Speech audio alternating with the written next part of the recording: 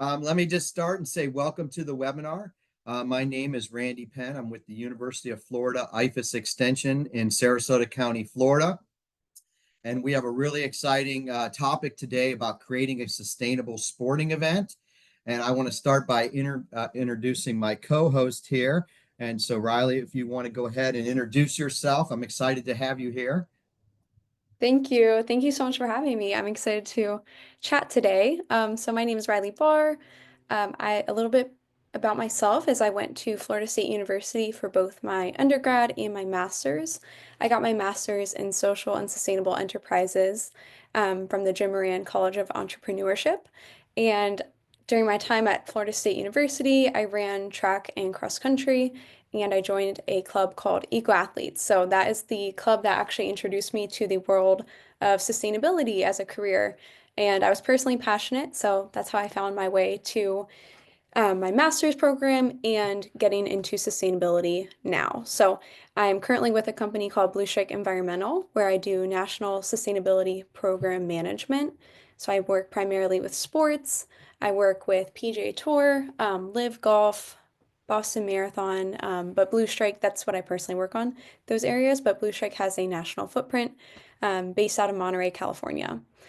And so, yeah, I'm excited to go over how we plan a zero waste event, how we do greenhouse gas emissions inventory for events, and sustainability reporting. Great. I'm excited. So yeah, you already kind of touched on a little bit of our agenda today, but I want to start off with a little bit of recap of what some of you may have joined the last webinar on sustainability in sports.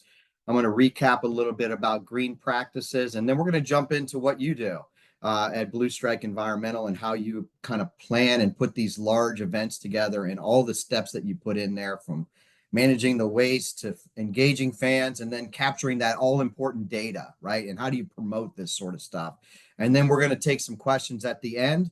But with this smaller size group, please put anything in the chat that you have.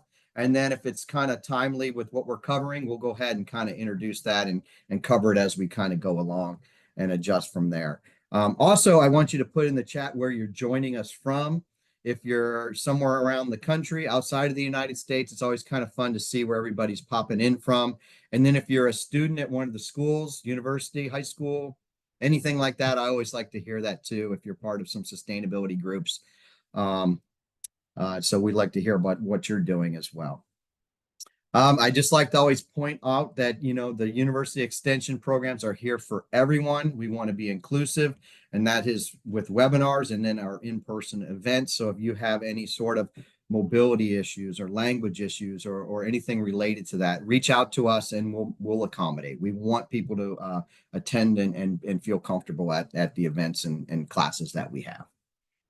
So a little bit of recap and how this kind of came out. I think I recognize a couple names from our previous webinar we did about a month ago, and it was really about this opening up this topic on you know, who's creating sustainability programs. You know, it's such a big thing that we have across the country now. We see it with government organizations. All kinds of different cities have sustainability offices. Corporations, right? Lots of corporations have various types of environmental management or sustainability programs that they put in place. Obviously, we at the University of Florida and other universities, we have these type of programs in place, which is great. And then there's this kind of other thing that we're really involved and passionate in, myself and Riley here, which is applying it within the sports industry and sporting events, because it's a great way to reach a lot of people and really promote environmentally responsible practices. One of the programs that I run in Sarasota County and oversee is actually a county program. It's called the Sarasota County Green Business Partnership Program. And this specifically works with businesses in our community. It can be a small at-home business to the largest hospitals in our county. And so what we do with this program is we went out one time and went to the Baltimore Orioles spring training facility here. And at this event here, it was great to do. And so we were able to go and make them one of our partners and really promote it to a large amount of fans. And that's us doing the program on the field there. There was about 8,000 fans at the event. And it really allowed us to kind of showcase the environmental program that we had in Sarasota County and beyond. And it taught us the power that sports has to really reach a lot of people who may never even come to one of these webinars. You're reaching all sorts of people of all different um, ages and interest in the environment.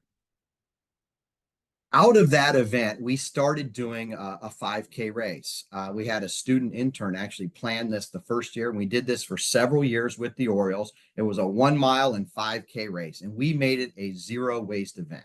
We said no plastics, no plastic bottles, no plastic giveaways, and things like that. Oh my gosh, I have the automatic switch on. Super, must have cut this from something else.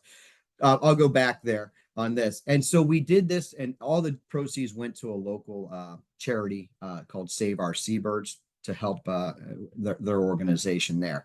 And it was great to show that you can do this on a small scale. Just a few people can put these things together and have composting and waste reduction and all these sort of things at the event. There's a running race. I think every one of our communities has one every weekend, probably multiple. So these are great places to really start this kind of process if you're interested in kind of lessening that impact on these sort of things. A lot of waste and plastics get involved in these type of events. From there, we went out and we created a composting project. This was about 7 or 8 years ago, but it continued on. We wanted to do composting at our rowing facility in Sarasota. And so here's kind of a picture of our Nathanson Benderson Park. And what we did is we collected food waste and we went out and we started a pilot project here. We started very low budget. I wanted to point out kind of our low budget approach because what Riley's doing is really bigger and more kind of polished, I guess, on your events, but it doesn't always have to be. You can start really, really simple like this. Just put out a compost bin and a recycling bin and see what happens. We really had to convince the organizers here that we could do it. That's why we started slow to kind of see how it worked, learn the venue a little bit, learn how to navigate within the venue, what and the equipment we needed to kind of pull it off. And we did it on site. You can see in the picture in the middle there, we just collected a little bit of food waste, couple 100 pounds. We showed up with 6 bins at this one. And then we went back the next time and when we showed up the next time, we came with lots of bins. Those are homemade, spray painted, DIY type approaches. We cut holes in the top of those bins from Home Depot, and we showed up and look at the food we scaled up to just by doing that. It was a great event, and we were able to really do more. We attracted student volunteers at our program. You can see some of them there. We did it 2 different ways. Sometimes we would allow our bins to just kind of sit and we would correct them afterwards. Other times we used education and kind of stood at the actual composting and recycling bins that we had there. I think Riley can kind of talk a little bit about those kind of approaches to doing it. I love this photo here because I'm talking to some athletes from the Miami High School there, and all the parents are in the background on their phone. They couldn't care less about my composting program, but these students were very engaged in the program, and that's one of the great things about doing a lot of these events is you can reach, all sorts of students who are really, really interested in this and want to make a difference. You mentioned eco athletes, Riley, that you do, and these are the eco athletes, right? These are the future of these type of programs. So getting them engaged and raising the bar and expectations at these events is an important thing to do. And with that, I'm going to turn it over to you, and you can talk a little bit about Blue Strike and some of the events that you're going to be doing. That's just the ones I highlight are just things that we're doing locally on a really small scale. And that's a great way to get started with these. But you have some really great insight on kind of the larger events and things and how you go about it. So I'm going to turn it over to you. If you have any questions in the chat, feel free to kind of pop them in there and I'll maybe poke in and interrupt you a little bit, Riley, as you go through and we'll go from there. Yeah, that's perfect. Yeah, any questions that come up as I'm going through slides, I'm happy to answer them while my mind's on the slide. So, yeah, so a little bit more behind Blue Strike. So, Blue Strike was started in Monterey, California, and we have 3 departments. So, they started as a nonprofit and moved to a for-profit in 2017. I joined Blue Strike Environmental in 2023. So, going on for almost 2 years now with them. And we have 3 departments. So, we have the California Regional Department. So, they work festivals, sporting events. They have Big Sur Marathon. They have AT&T Pebble Beach Pro-Am. They have a handful of car shows and food festivals and concerts. So they have a big footprint in California. And then we have two national divisions. One is energy and climate. So we do adaptation plans, resiliency plans for universities, municipalities, creating pathways and cost projections for these large entities to reach their goals, whether it's like net zero 2050 or zero waste or transferring to more to renewable energy or a renewable fleet of cars for a city or university. So that's what that department does. And then I'm on the national events. So we specialize in all sporting events and large organizations across the U.S. And I'm based in Orlando, Florida, so that's how I've met with Randall. Went to Florida State University, like I said, and now I'm currently in Orlando. So I have my footprint goes from Midwest to East Coast and down to the South in Florida. So yeah, working on events and making events as sustainable as possible. And we can go on to the next one. Thank you. So here's an overview of some of our clients. So Boston Marathon's coming up, Big Sur Marathon I mentioned. Live Golf has six US events, and then they have an international footprint as well. We have the college football playoffs. I believe that was in 2023. We worked with them. We got a very large sorting team there. AT&T Pebble Beach Pro-Am is one of the founding, I guess, events for Blue Strike. So where we kind of started our zero waste events organization there. We also have worked with the U.S. Senior Open, PGA Tour, Principal Charity Classic Travelers, and a University of Colorado Circuit Classic, and then I have San Luis, but we have a handful of cities that we have done adaptation plans for. Awesome. So, as a sustainability consultant for large sporting events or organizations, we're going to align and meet them where they are. So, I have a couple images of certifications. So, certifications are driving forces as well as brand value adds and wanting to be more sustainable, right? So, we absolutely can scale and start where Randall mentioned, just starting small. So, with those local events, we absolutely um, let them know and consult of how you can just start where you are or where you're at. So we'll research, like I said, since we're on a national market, the most important thing to start with is researching the market that you're going to be working in and identifying partners, community partners that can help you get to your sustainability goals. So, for example, if an organization just needs to start recycling in the first place, we're going to research the best recycling that has the highest efficiency rate. So, not all recyclers and outlets are made equally. Some are able to divert more from the landfill than others. So we're going to try and find the best partners that can work with us and adapt and take the materials that we have. But we're going to find community partners for compost, food donations, and then any other materials that may be prevalent on site. So that's the consulting part, talking to our partners, asking what materials do you have plentiful. Some are mesh, for example. Or scrim is another name for that. So it's a very um, porous plastic that is typically put up as walls to cover temporary structures at events. So when mesh is something that's very prevalent, we're going to find a partner and an outlet to get that mesh recycled or donated. Sometimes we've donated that to garden federations and they use that as a weed barrier. So we try to find as many cool and opportunities to divert waste from the landfill.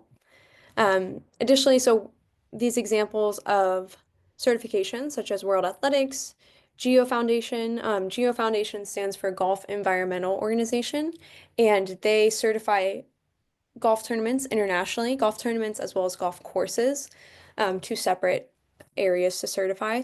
And we work closely with them. So that is something that a lot of golf tournaments that I work with, they strive to get that GEO certification. Oh, I see it, something in the chat. So I mentioned I offer certifications. So I don't like Blue Strike Environmental does not have its own certification. We're just a consultant to get you to a certification that is in your industry. So for example, World Athletics is mostly track and field and marathon. So if a marathon client comes to us and they say, "Oh, we want to get this I think it's gold, silver, bronze. They have all these tiers for the World Athletic Certification, and we'll work with them and start where they are at, meet them where they're at, and then get them to their goal. So advising them there. And then I just touched on GEO, a Council for Responsible Sport. That's another one that would encompass any sport. So, like I said, World Athletics is track and field and marathons. GEO is golf. For Responsible Sport would be any sporting event.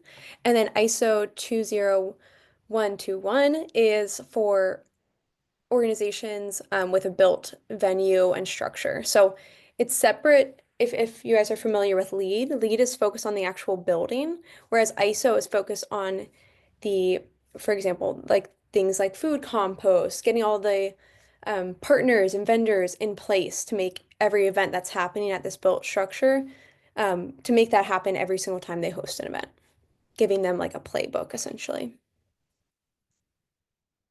And then we also collaborate with local governments, city officials to also strive to meet their goals. So like I said, if a city has a goal of net zero or reducing their emissions by 2050, we're going to strive to meet their goals as well within the event that we're helping host. And then lastly, we build sustainability sponsorship, inventory, and support. So we will reach out to current sponsors or partners of events and ask them, hey, since you guys are participating and having food and drink and having a large footprint on site, would you want to buy into our sustainability program? And we give them tangible ways they can get involved and tangible metrics and data that they can report on and tell them, how much they helped us. And that's it for the slide. Thank you. So zero waste event. So I wanted to cover Zurich Classic specifically because I think it's a great example of how you kind of go about an approach of seeing what you have and then finding solutions. So like I touched on, there is a lot of mesh or scrim, with whichever term you're familiar with, at golf events. So it's because they put on temporary structures on the course itself, they build these up in months or weeks prior to the event, and then they're taken down weeks after the event as well. So we try to divert as much wood, metal, mesh, as many materials that they're putting on as possible. So a big piece is already just reuse. So the vendor that's putting these up, if they're going to a tournament or an event the very next week, they're going to take everything that's reusable to them. They're going to take that and travel on freight to the next event. And whatever is not reusable is what I'm going to deal with and find an outlet for. So that includes recycling infrastructure, compost, food donation, and then the construction and demolition materials, like I just touched on, would be that wood, metal, and mesh primarily. And I want to touch on here that Zurich Classic has very specific recycling outlets. So I'm sure everyone who's on this call is familiar, but essentially the recycling program that's available in New Orleans, Louisiana, where the Zurich Classic is held, they do need their recycling to be hand sorted into plastics one and two, aluminum, glass, and cardboard, all separately. So we have a team of 18 people, which I will get in a slide later that actually has pictures. So I think it tells a better image, but we do hand sort so that we can have glass going separately into its own waste stream, as well as food donations, compost, etc. here. And then another thing that's prevalent at the Zurich Classic is oysters because they are on the coast and that's a popular food item in New Orleans. We have plentiful oysters being served on the during the event. And that is something we worked in 2024 to get recycled. So we had over 14,000 oyster shells recycled with a local partner, a coalition to restore coastal Louisiana.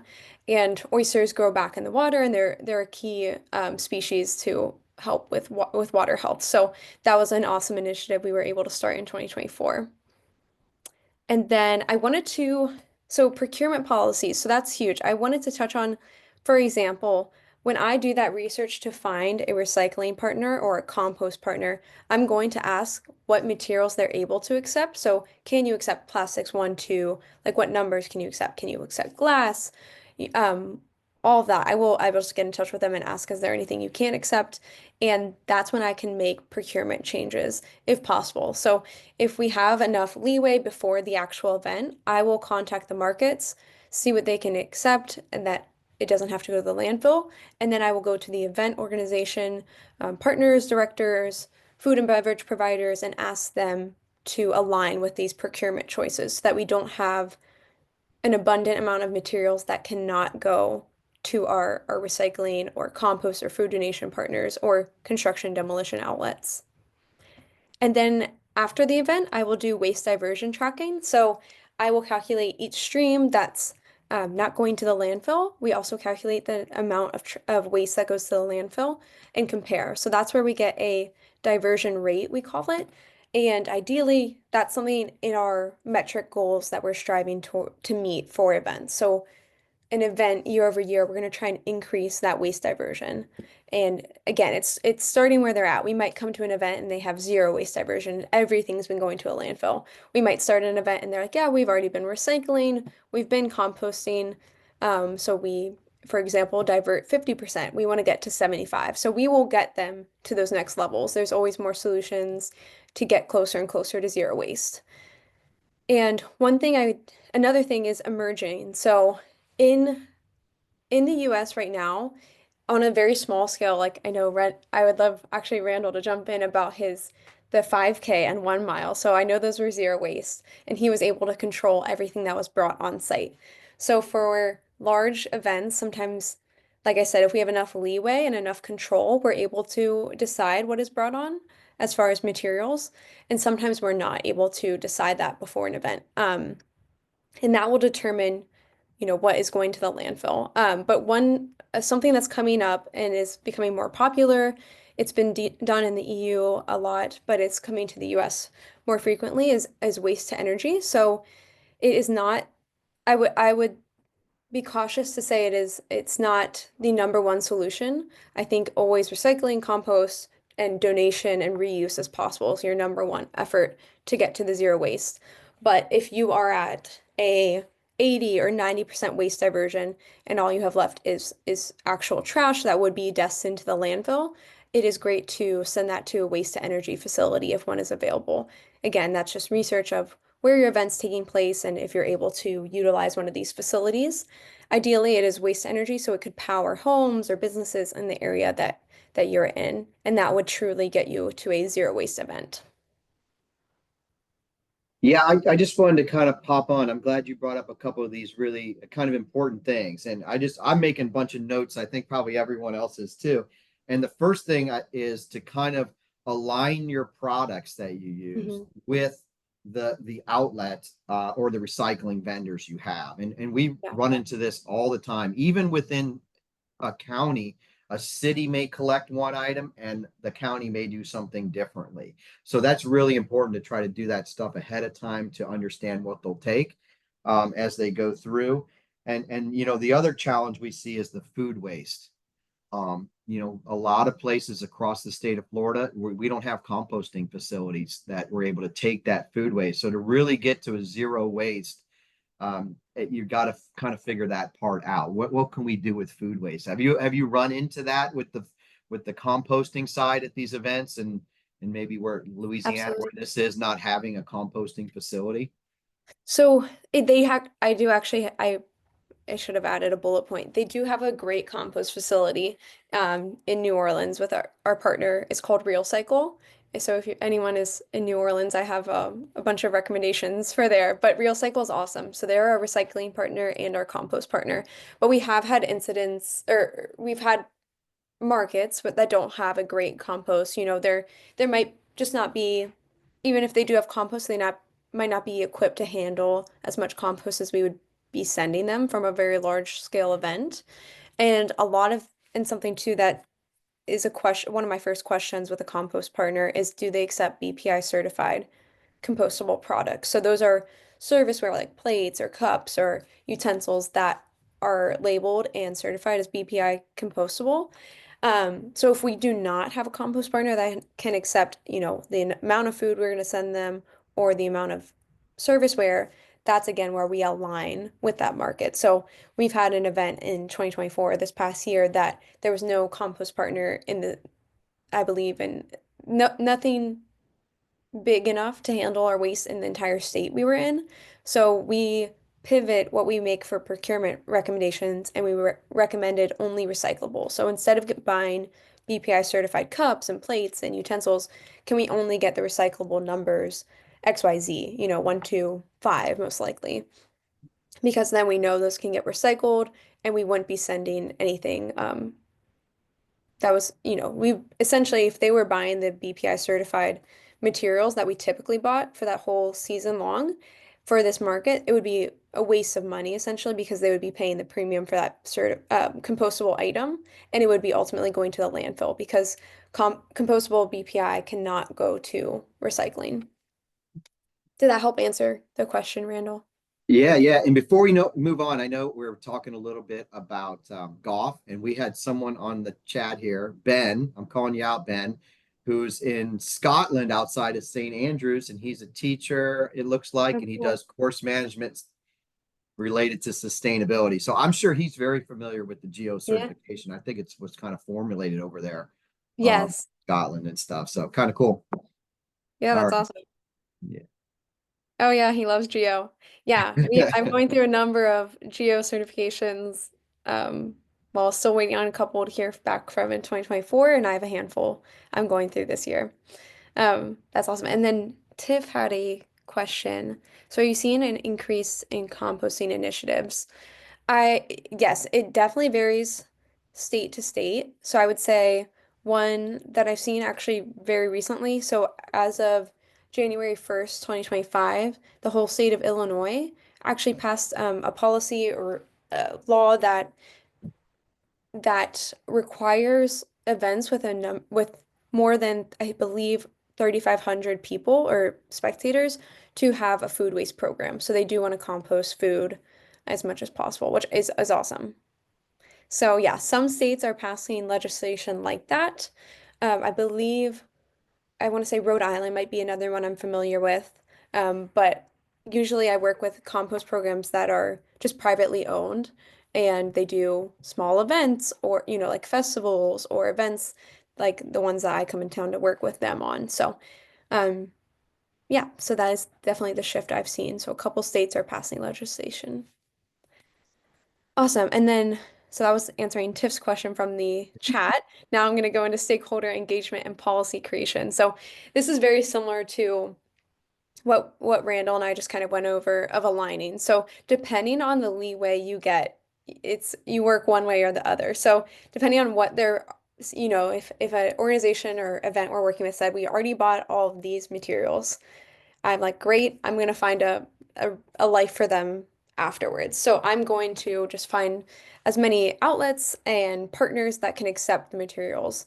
On the opposite side, if I have enough time ahead of the event and they haven't procured their utensils and serviceware, I'm going to ask them, I'm going to do my market research, see what's available.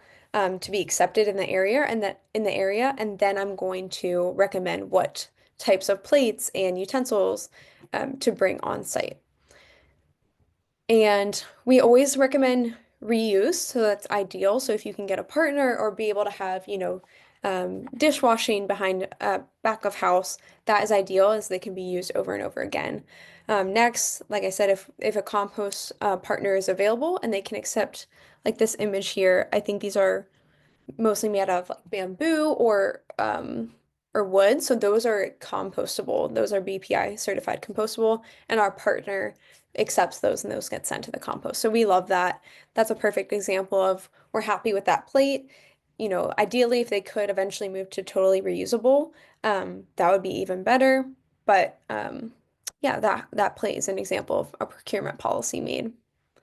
And then when I'm on site, so I travel to every event that I work, and it looks different event to event based on just our contract with the event. Sometimes I'm leading a team of 10 to 20 people and we're hand sorting through the waste. And sometimes I always do an audit of on site. So even though ahead of time we do have meetings and we talk about what materials they're going to buy, sometimes you're on site and you see materials you didn't previously discuss. They're very large events. Sometimes we can't get, every single vendor with every single list of items they're bringing on site. So that's why I conduct an audit, and then we can identify materials that one could be swapped for a different type of material for the next year, or we can identify materials that are great and we're like, let's get more of these and make that change. So I'm on site and I do the audit and we take lots and lots of pictures and reporting, and after the event we have a debrief over that. We can go to the next slide. But there's even more questions in the chat. So the tennis court windscreens. I might need to see what a windscreen is. Then I've heard of Earth Brands. Yes, I have heard of Earth Brands actually. I think I've recommended those before. Um, okay, so I'm gonna go to the slide here for waste diversion. Like all the whole goal of getting things to the compost or reusing items and recycling items is to increase that waste diversion. Like I mentioned earlier, we meet a partner or client where they're at. So it could be starting at 0, it could be starting at 50. Wherever they are, the goal is to increase it and eventually get to them to a zero waste event. So we conduct that waste audit where I take pictures of all the materials on site. We start the recycling, the compost, coordinating any other material donations. Like I said, mesh is one, wood is one. If there's wood left behind, we're going to find someone in the local market that accepts wood. Sometimes furniture items or games are left behind, and we contact like Habitats for Humanities and partners. And we actually, when I'm on site, I'm the one meeting with them, getting them to the location that they can pick up these materials with. And then we set annual goals with our clients. So, like I said, depending on where they start, we're going to go year by year of how many years do we think it will take them to get to zero waste, because that is a typical goal we see in the market. Eventually, people want to hit a zero waste event. And then, yeah, and waste diversion is something we want to celebrate as well. So if you're increasing it by a lot, we want to put it on signage and put it in our reports and send it to any stakeholders, the city, partners of the event of what we're doing, what partners we worked with. So typically a food donation partner is a great story to tell because we donate ready-made food or bulk food after the event, and that immediately serves the local community with meals. So that's something we always like to report on and yeah, tell stakeholders about. We can move to the next slide. Sorting team. So this is the fun one. I was excited for these pictures. So if you can see the picture, that's kind of more opaque in the background, as well as the one in the left-hand corner. But we manage sorting teams, so we'll be on site. We usually work with environmental groups, so bring out an environmental group that will help us sort, and we donate them for their time. But because it is a dirty job asking people to do this, so everyone wears gloves, and I'll instruct the volunteers of how to, essentially rip open a trash and recycling bag that are coming from the event. And then we sort it into all the streams that are necessary. So again, that goes back to the market and what needs to be separated. So Dessert Classic, like I had that example a couple slides ago, they need their glass to be separated from cardboard and from plastics number 1 and 2 and from aluminum. So that's how we hand sort it into different streams like that. Some it's just recycling versus trash versus compost, and that's pretty much at least the three streams we would sort into. And this is the best way we know how to make the largest impact and achieve the highest waste diversion possible for an event. And are there any questions here? This is probably my favorite part of an event, even though it's the dirtiest, it's really the most impactful way we can have on the data and the statistics coming out of an event. I'm looking in the chat Well, now. I have one while that they're kind of coming Yeah. in. We kind of mentioned it with our events.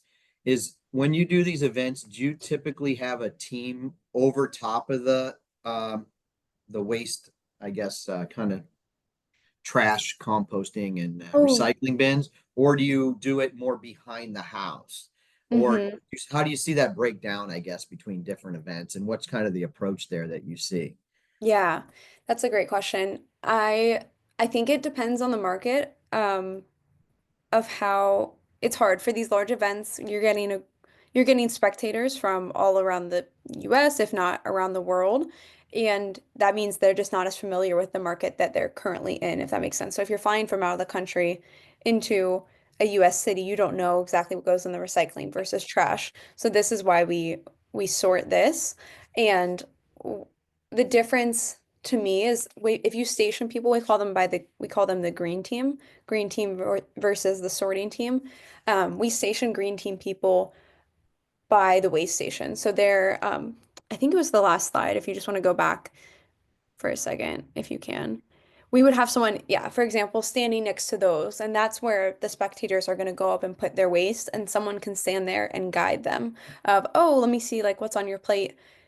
Sometimes they can even take it out of their hands and, scrape some food off into the compost and then put, each item.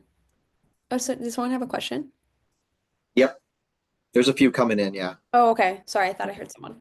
Um, yeah, so we'll have a green team sometimes stationed by these receptacles.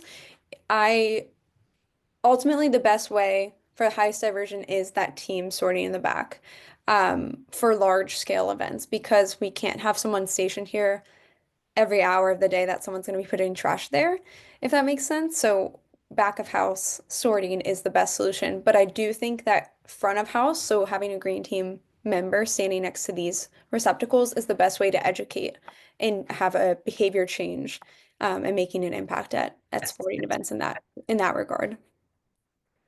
Okay, there's a bunch coming in, but so let's just do a couple real quick, and then we'll get to the Yeah. rest of them as we go through. One was I think really good, and it's about these kind of outside food trucks or outside vendors that Mhm. maybe come to an event. So you kind of do that, and really, what's the approach on saying, oh, you have to have these certain materials, or do they have to pack it in, pack it out, or what are some ideas of maybe if you have some outside food vendors coming in? Yeah, I mean, that's a great question. So I would include them on my vendor call. So ahead of time, like I said, if we have that leeway to make procurement changes, I'm gonna hop on a Zoom or a meeting with all the people that are bringing food and beverage onto the event. And that can include food trucks. So I would ask them for this event, what are you planning on bringing? Do you already have items you've purchased? Typically they have because they're a food vendor, so they're, operating all the time. And depending on the goals of the event, we will ask them, can you procure, BPI certified compostable for this event or recyclable? Getting away from things like styrofoam because that's just destined for the landfill in most markets. So I will ask them ahead of time what they're bringing, and depending on the client, we will ask them to make changes. If that. Okay. All right. Yeah, absolutely. I know we run into that a little bit and trying to get them is a challenge. All right, we'll do one more and then we'll kind of move through, but I'm going to combine a couple. It's a really about just this how many bins, how do you Mhm. scale it? How do you estimate kind of the impact? And then how does that kind of tie into, some of your reporting at the end? So there are a couple Yeah. questions there from Tiff and Carter. Um, Yeah. So the number of bins, Blue Strike, so my company doesn't supply the bins, but we make recommendations. So it's a it's a equation based thing. So if they will ask the event, how many fans or spectators do you anticipate? And then we use that to calculate the number of bins. Um, so that's how we figure that. Blue Strike, I make recommendations for bins, but I do not actually bring that infrastructure with me. I also will design signs. So like the compost, trash, and recycling signs we see. I will, once I know the number of bins from the number of spectators, we'll design how many compost versus trash versus recycling signs we will have on site, and then what those actually say. And I did see a question about so the weights of audited materials. So yeah, when I audit the materials, that's images and reporting pictures and feedback, but we do weigh everything. So for the waste diversion calculation is made from weighing the amount that goes to food donation, the weight of food waste that goes to compost, the weight of I have an example of cables that are getting recycled, of mesh that gets recycling, of just single stream recycling, and then all the wood and donations. So we weigh all those materials so the waste diversion essentially is the diverted material. So all of anything that goes to be reused, recycled, or donated to over the total weight of waste leaving the event. Okay, I want to say comment on one and then we'll move Yeah. forward. But Carter was talking about these restrictive openings on different Mhm. bins and stuff like this, and we ran into this at an event. We had been doing it several times, and then their large big event, they brought in um, like trash bins and recycling with lids that people had to open. So all the trash, all the recycling inevitably ended up in our compost bins because they were open. The It was only open. kind Yeah. of a disaster, but we adjusted. But that it really makes a difference on the type Yes. of Yeah. containers because people are moving by really fast and they don't really think or care. They just toss and go. So, but we ran into that for sure. Yeah, that's a great question. And I would say uh, um, having a compost bin front of house, so that means like that spectators can use. I think it's a great practice and way to, educate and help behavior change, but I have seen it go pretty sour pretty quick of having a high contamination rate in compost. So to me, the tops are, we always try to have recycling at least with just a hole. So that's typically, just bottles and cans, versus trash being an open top. And that's again where sorting in the back becomes essential. So yeah, the stewarding going to the back of house, away from fans, and just sorting ourselves, getting our hands on it is where we make the biggest difference. But yeah, I've noticed an increase in bins with restrictive openings. So usually, just a hole small enough to fit a bottle and can for the recycling bins is probably the most successful. Awesome. And then I hope that answered that question, but let me know in the chat if there's any follow-up questions. As far as stewarding and waste movement on this slide, we also control the waste movement. So at special events, there might be several dumpsters positioned throughout the golf course or the area that the event is being hosted on. And with that, we have to label each dumpster, like trash recycling. Usually compost is in smaller containers, but we also steward ourselves so Blue Shirt can be on site and move the trash as needed in a way that aligns with our waste reduction goals. So we recruit and manage these workers and yeah, so then we can enhance our waste diversion outcome. And we can go past this one. I feel like I covered the sorting enough. Another aspect of what we do is fan engagement. So this is where I think it's important to have that front of house, so spectator facing educational piece of what we're doing. This example in the picture on the top right is of a pledge wall. So we had volunteers actually from a local compost organization, and they were working this pledge wall and giving ideas, like creative ideas to fans of what they could do differently in their own lives to be more sustainable. And they wrote down their pledges throughout the event. So that was awesome. And that was a way that these volunteers were also equipped with pretty much just of bullet points of what we were doing behind the scenes, because we did have a sorting team behind the scenes and we were working with compost. But since those spectators don't always see that throughout the course or throughout the event, it's a great way to let them know what we're doing and have a discussion with them. And it's also a great way to bring those local partners in. So because I work nationally, I want the market to succeed and have fans that are local or, just attendees that are local to know, oh, I have a compost partner down the street from me or in my city that accepts residential compost. Maybe I'll think about composting from my house. So that's always our goal too, is to make those behavioral changes and educating them with through fan engagement. And then this picture in the lower left corner is actually a sustainability grove that was at Principal Charity Classic, and they had a number of booths come out. Supply Hive is the one pictured here, and that was our food donation partner. So they did an activity on site. So not only did they raise awareness around the food donation that was available to spectators in their community, but they also were handing out smoothies from donated food. So you could bike and then it would make your own smoothie that you could drink. So that was pretty cool. Pretty cool way to just get spectators to listen about sustainability. Awesome. Okay, so then another reporting aspect that I do I mean, the kind of entire um, event, we gear up to do greenhouse gas emissions inventory. So before the event, I will have a vendor meeting and talk to all the vendors about what is special to their footprint on site of what data we need to collect. So food and beverage, energy suppliers, the shuttles that are running to events, the fleet of cars that are provided to the players for an event. All of those things are taken into account into greenhouse gas emissions, scope one, two, and three. So if I don't know if everyone's familiar with scope one, two, and three. Scope one is what's happening on these grounds and site of the event. Scope two is the electricity and utilities purchased coming to the event. And then scope three is everything else. So that's purchased goods, that's fan travel, that's staff travel or business travel, that's food and beverage, that is merchandise. So all those, the majority falls into scope three. I would, just make a rough estimate that so an event's greenhouse gas emissions is going to be 80 to 90% scope falling into scope three, as you can see in this example of numbers down there.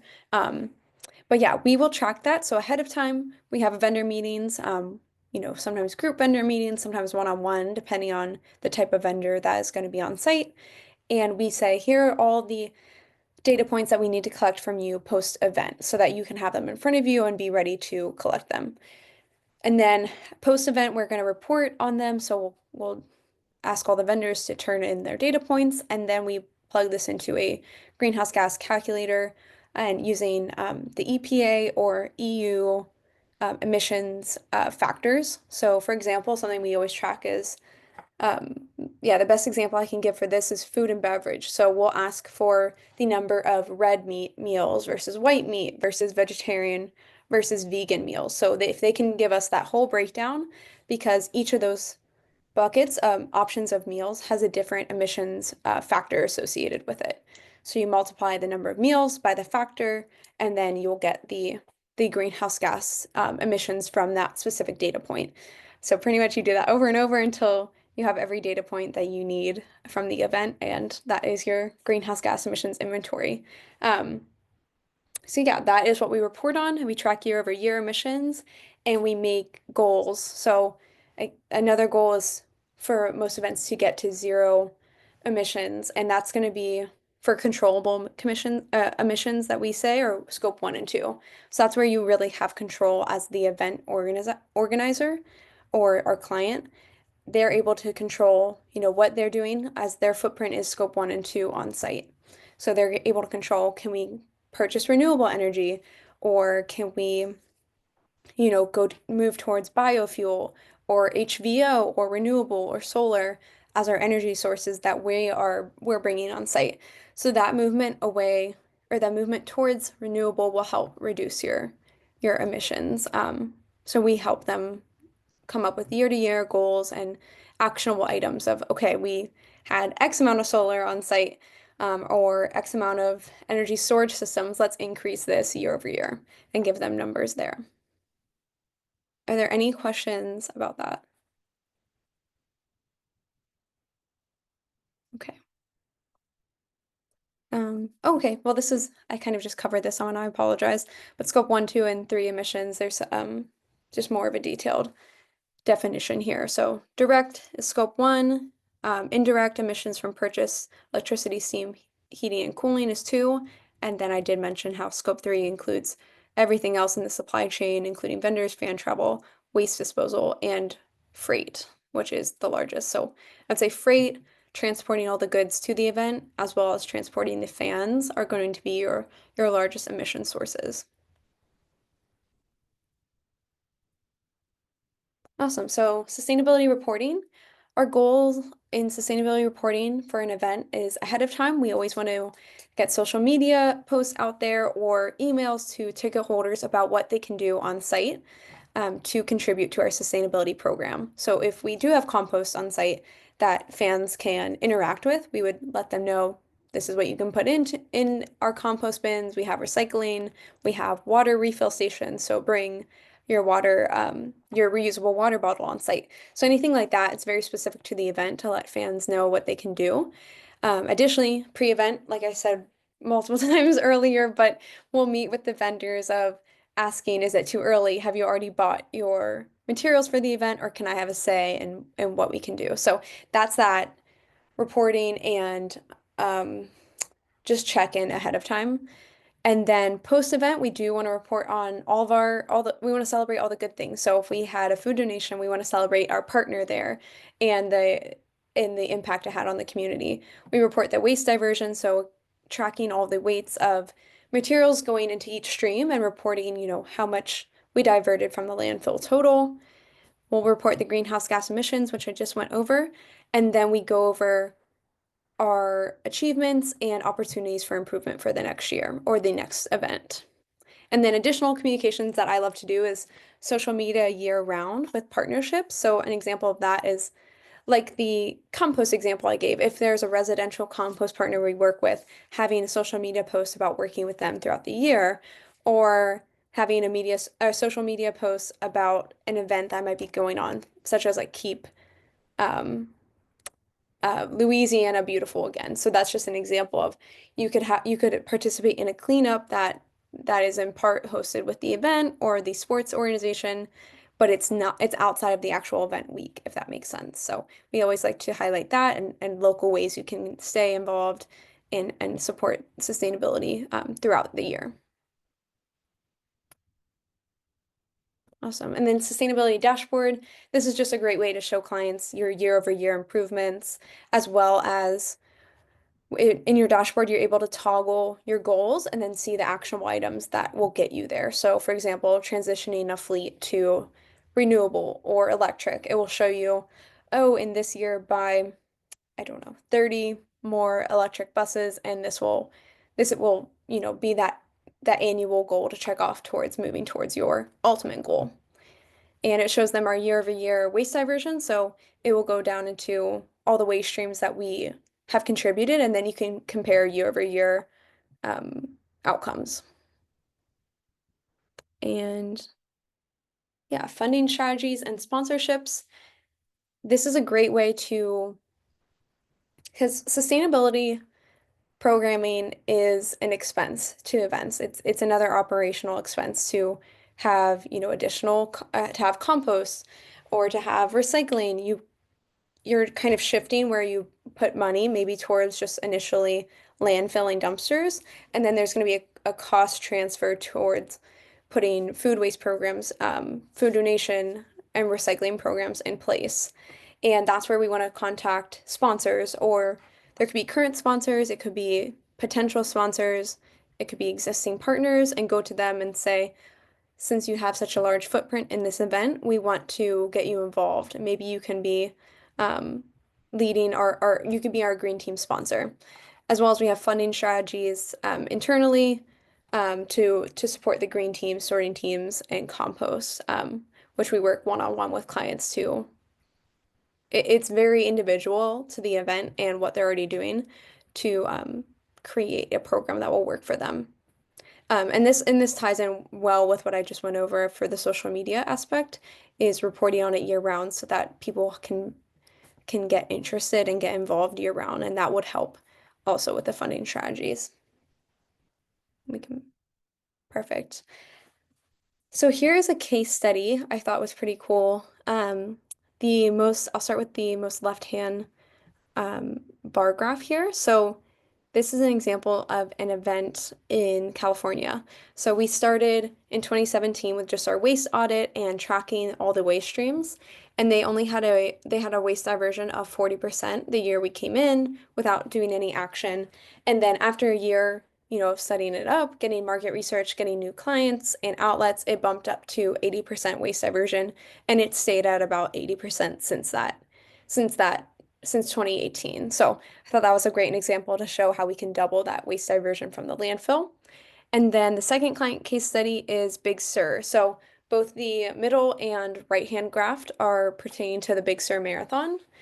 And it shows, well, actually, on the most right-hand side, it shows how we have the recycling, compost, and food donation broken up and totaling to the tonnage of materials. So this one's different. It's not percentage, but it's the tonnage that goes to each outlet, and the total over, I think, oh yeah, since 2014, on average, we've had a 91% waste diversion. So this is a client case study we're really happy to show off and say if we, get involved and continuously work with your program, we can get it at this level. And this one too. So for marathons, there's a unique clothing donation. So I'll just say like how I touched on the oyster donation from the Zurich Classic in New Orleans, something specific to marathons would be clothing donations because people take off layers as they're running or before the race, and having a clothing donation in part is a huge help to divert waste from going to the landfill. We can move on. Okay, awesome. So I know since Randall is hosting a certificate in green sports, I wanted to discuss how there's plentiful careers in sustainability. So all operations are actually going to be involved in sustainability, whether they know it or not. If they're orchestrating the trash or the recycling partnerships, they're automatically involved in sustainability. So they have opportunity to get more to become more sustainable if they're already in operations. Partnerships, so like I mentioned, looking for a sustainability partner that would sponsor your programming and being essentially a green sponsor would be a way you can get partnerships involved in sustainability. And then procurement, so if you're in food and beverage or hospitalities, procuring specific materials that align with your county or the market area that you're in is also a career in sustainability if you can get involved in that and help make those selection choices. Sustainability journalism and broadcasting. I forgot to mention this on a couple slides ago, but as well as for sustainability reporting, I do provide like scripts and highlights of what we're doing and what we've donated so that they're the tournament or the events reporters can touch on it and highlight it and put it in news press and press releases or in their broadcast verbiage. So I do also provide that sustainability technical verbiage for them to use in those outlets. And then sustainability data collection and analysis, that's what I do as well after the event. So there's a career in that. Sustainability strategy and setting goals for sports organizations. We also went over that, working them towards a zero waste event or a zero emissions event, as well as working in environmental certification. So we touched on the GEO for golf specifically, ISO for organizations and built structures, the World Athletics certification for track and field and marathons, and then the Council for Responsible Sport for any sporting event. So working in that, you could join the organization that is certifying and you could be auditing, or you could be someone helping these events achieve those certifications like myself. And then I can pass this on to Randall, but getting a certification through UF Green Sports Management would be a place to start. Just being up to date on emerging trends. So I touched on this earlier. Staying involved and aware of what states might be passing policies that would, benefit sustainability, and hopefully you can get involved and help people move their event to align with that policy. Joining sustainability clubs. I did shout out Eco Athletes earlier. Green Sports Alliance is another one. Another great one to subscribe to and stay up to date of what sports are doing for sustainability. And then inquiring to your current organization and someone in your current role of what you're doing around that and if you are able to get involved and help. And I will pass it back to Randall. All right. Well, that was awesome. I really appreciate your time and kind of going through all those things. I wrote down a couple cool things. That pledge wall sounds super fun and an easy way to get people to kind of engage as you go there Yeah. as well. And it looks like a lot of that food donation recovery is becoming bigger at a lot of events. I know that's really challenging to do that. I just wanted to point out, at UF, we have courses that we're doing at the undergraduate and master's level related to green sports and sustainability in sports on campus that we do. I know we're kind of reaching the end of the hour and I want to answer a few more questions. We have student engagement programs, active learning programs, doing all sorts of projects both locally and up on campus, things around with fan engagement and recycling at game day events and big football games and all sorts of things related to that. We've done 2 webinars now, sustainability in sports. We're going to do another one of those on April 1st. We did this one here, which is webinar 2. If you have another idea for a topic, put it in there. I think the climate tracking could be an interesting one. That's scope 1, scope 2, scope 3, as a potential type thing. And these are just a lot of the partners we work with at UF. All sorts of different partners, from universities to Major League Baseball teams, NASCAR, tennis, you name it. Every organization across the sporting world is getting involved with this at some level. So I think it's important to do. And then lastly, this is the certificate program that we launched in partnership with the Green Sports Alliance there. There's the QR code. And we just take you through and tell you how to get excited and how to get your organization engaged and really just get this going. You got to start somewhere to get things going. So we're really excited about this new partnership that we have coming forward with the Green Sports Alliance. So I had a couple questions I'm going to try to clean up here. And as we go through, you can always reach out to me with my email there, rpen@ufl.edu after. Happy to do that. I wrote down there was a question from about Sarasota County and recycling rates. And you know, it's a great question about just recycling in general. And the idea was how much of how actually what we throw away in the recycling bin gets recycled, right? We all have a neighbor who says, I don't need to recycle. They just throw it in the trash anyway. And you know, there is a level of truth to that. You know, if it's highly contaminated, that area of the recycling may not get processed correctly if it has a lot of contamination with it. And we see these in highly populated areas, right? Mixed use housings and places like this.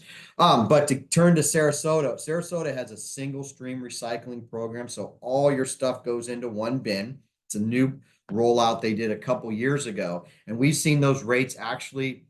They've been collecting more recyclable material, but contamination does tend to creep up. The numbers I've heard from single stream recycling, and now there's a new organization who just purchased them, and I'm forgetting the name of them, but it's the same facility. They told me 81%. So of all the recycling they get, they were able to kind of process 81% of that material and send that on to the next place. So that's plastic, cardboard, aluminum, metals, things like that, glass. That's really high. You know, and so you look at places around the state of Florida and Fort Lauderdale, Broward County, Miami-Dade, things like that, their numbers aren't good. They're seeing barely 50% recycling, you know, lots of contamination, and they experience a lot of challenge. So in Sarasota, we're at a good kind of spot right now with the size, but as we increase population, those numbers tend to plummet. Other things that you touched on, I think were really good is kind of that reporting and social media component. I love seeing that. I think it's important to kind of promote what you're doing, right? Did we miss anybody else? I was kind of trying to keep up. If you have anything else, let us know. A couple people had to jump off here and there. Yeah, there was a mention about repurposing the sporting clothes in the chat as well. And I think you kind of mentioned that you're seeing that with some of the different running races and things that you have, and maybe even the athletic tennis balls and things like that. Maybe there's certain that can be, donated to Boys and Girls Club or some sort of local organization. I love tying into a local organization in that approach as it goes through. I think that's about it. So we're a little bit over time. I'm going to wrap it up there. I just want to thank you, Riley, for coming on. This was great to see what's going on kind of in the industry as a whole, whether it's a golf event or a running race or just local cities looking to do these sort of things.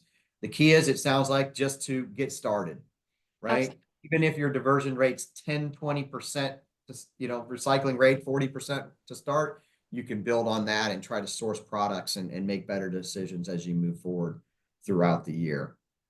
And so I want to thank everybody. Have a great day, and I'm going to kind of end there.